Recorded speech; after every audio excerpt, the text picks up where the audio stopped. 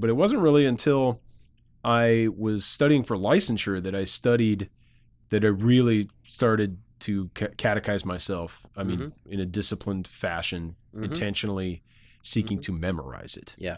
And to memorize a few of the scripture proofs, at least to the chapter level, but preferably to the verse level for most, if not all, of those questions. Right, yeah. And that really changed me for the better in a good way. It gave me so many things to think about.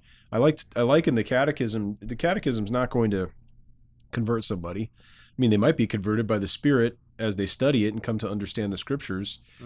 But the catechism, for me, was so useful because once you learn it and internalize it, and it would be even much more so for someone younger, especially a high schooler or a college student, you end up with all of this structure, a scaffolding, and it's like hooks that you can hang things on. Yeah. So when you have that structure in place and you encounter some difficult questions or things you might not know how to answer, you at least know the guidelines, the rails, the scaffolding of the basic system of doctrine, which is contained in the scriptures.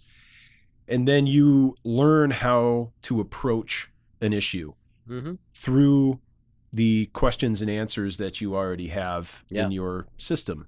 Yep. And it was tremendously fruitful. Now, to someone who grows up with the catechism, that might sound so obvious and ridiculous that, a 27-year-old is learning these things and didn't figure this out earlier. Right.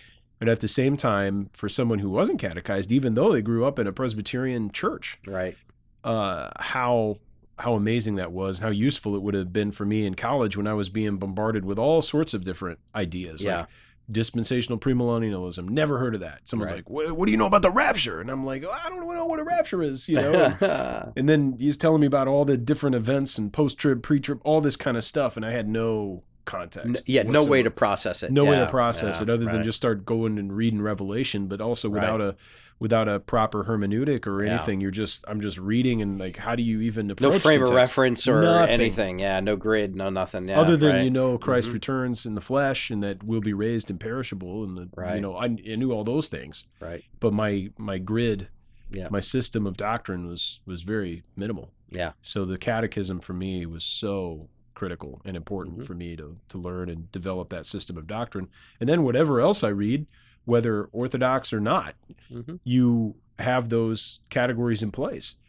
And you start to flesh them out, deepen them. You start to see the beauty in them, and also see the areas that are ripe for further development. When you're reading good, solid, constructive theology in accord with the tradition, or if you're reading things that are so far out there, sometimes to step back and say, okay, well, how is so-and-so, like Ronner in my doctoral studies, how does he approach this question? Because it's completely different from the way that I would approach it, according to a Westminster style theology.